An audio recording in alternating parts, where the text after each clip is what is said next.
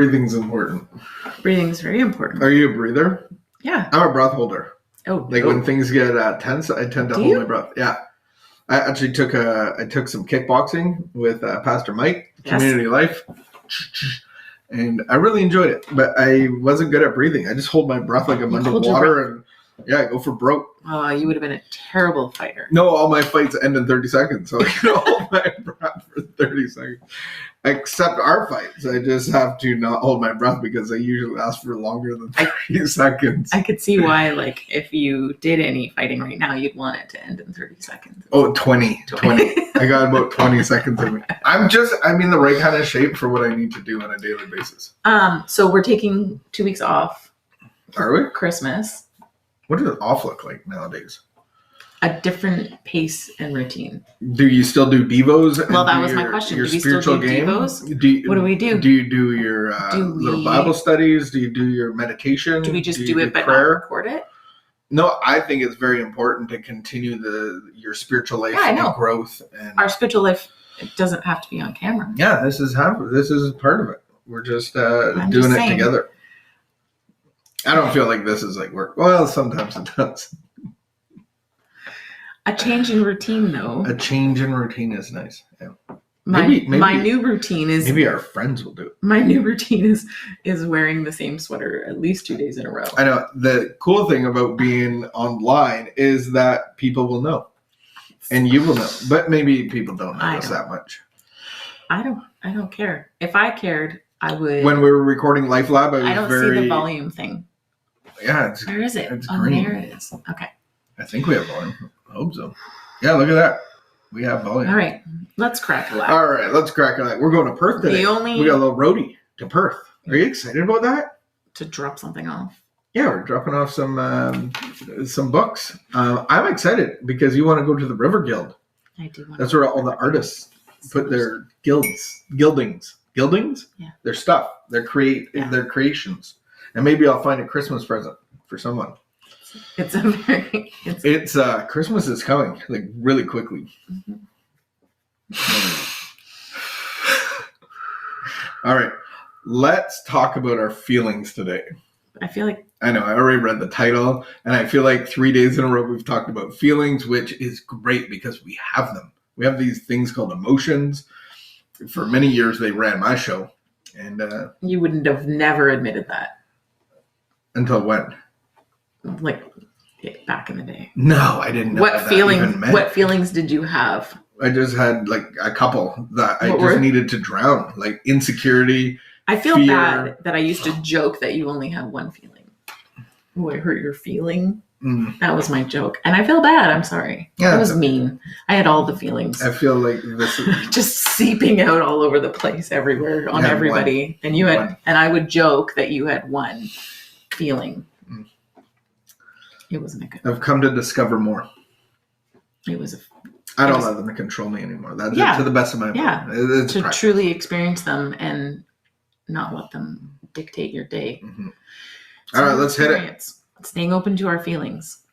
Man, this is like days in a row of feelings. Staying open to our feelings. I feel open right now. Okay. Many of us have gotten so good at following the don't feel rule that we can try to talk ourselves out of having feelings, even in recovery. If I was working a good program, I wouldn't feel so angry. I don't get angry. I'm a Christian. I forgive and forget. I'm not angry. I'm affirming that I'm happy.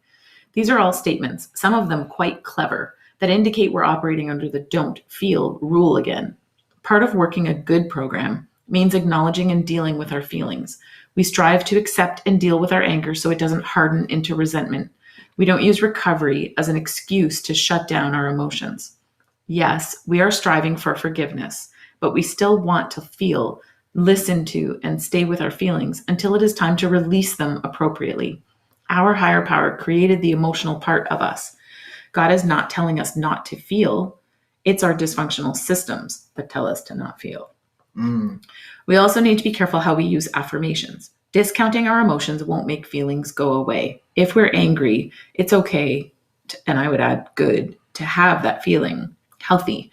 That's part of how we get and stay healthy. Prayer for today.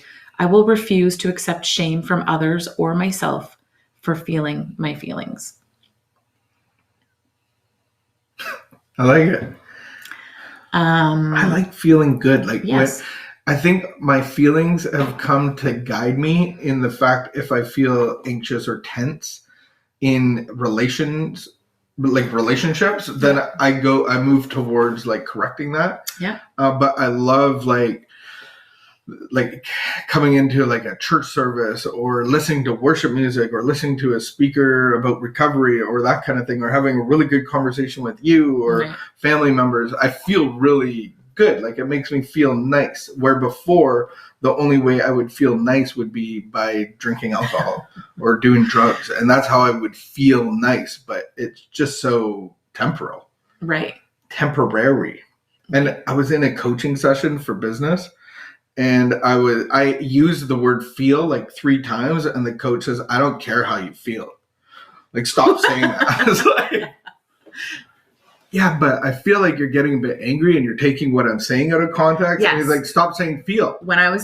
He goes, because what we're talking about isn't about how you feel about it. It's about the impact on your customers that you need to give. So like, prove it. But also, I don't care about your feeling. I want you to prove what you're trying to say. And that's one thing that I learned or was thinking about at rehab was my codependency treatment program, was using language like, I have become aware that, or I'm noticing. So I'm not just feeling, but I'm noticing, and it's coming to my attention. And so, or I can see, but becoming aware that my body is tense, becoming aware that I chew on a certain spot on my, cheek when I'm anxious, or becoming aware that my body is very tense. I said that already. Anyway, you get the point. Yeah. That is, was significant for me. Yeah, and I think we can use assertive language like you count, I count, but then we can make it aggressive as well, or passive aggressive of like, you're making me angry right now. Like, that's not good communication. And I have a bit of I've noticed on Facebook especially, there's some memes and some stuff that goes around about highly sensitive people. And I have some concern because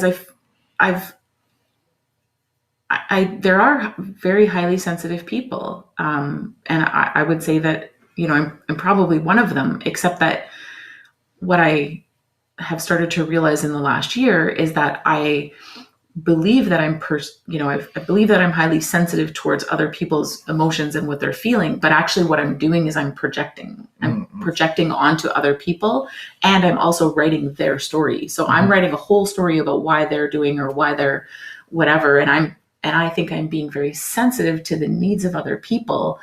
But I just, through some of the things that I've been reading and studying, I actually think that that's a really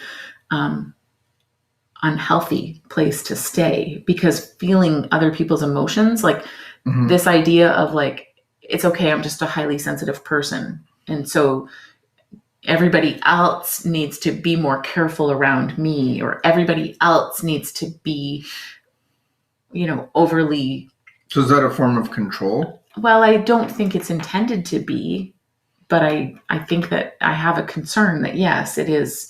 It is, because it's up to me to actually address what's going on inside of me. And if I'm feeling other people's emotions all the time, if I'm anxious all the time, if I'm stressed all the time, that's a signal to me that actually something's not okay inside of me. And it's not up to other people to fix that. And there's a lot of people that walk around with needing to have the outside cues be perfectly okay for them to be okay. Right. And it really has nothing to do with the outside. And I think the danger is actually that, and from what I've talked with some people, is they start removing people from their life because that person's, too much for me, or this person's not meeting my need for calm, or, and then it actually seems to really isolate people.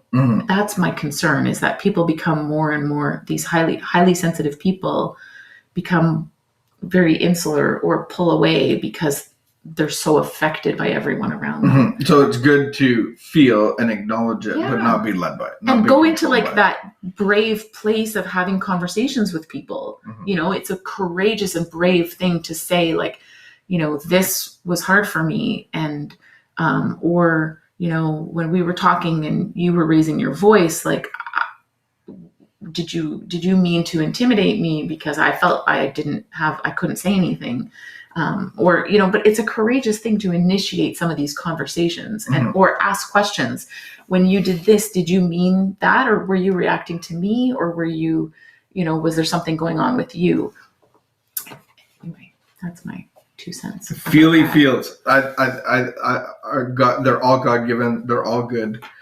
Some are not as pleasant as others, but they can guide us into and out of conflict and make peace and bring us joy. And they are there to help us, but not to be guided by. Right. All right. Let's go feel good about going to Perth. Let's have fun. Road trip. All right. Have a great afternoon. If you want to make a comment, like, or share, then we will include you in our Fun Day Monday draw. And there you go. Wash your hands and stay a hockey stick apart from everyone you come in contact with, especially at Costco. How are you going to deliver that book? You're just going to throw it at the guy? On a hockey stick. Okay. You're going to be like, here. Okay.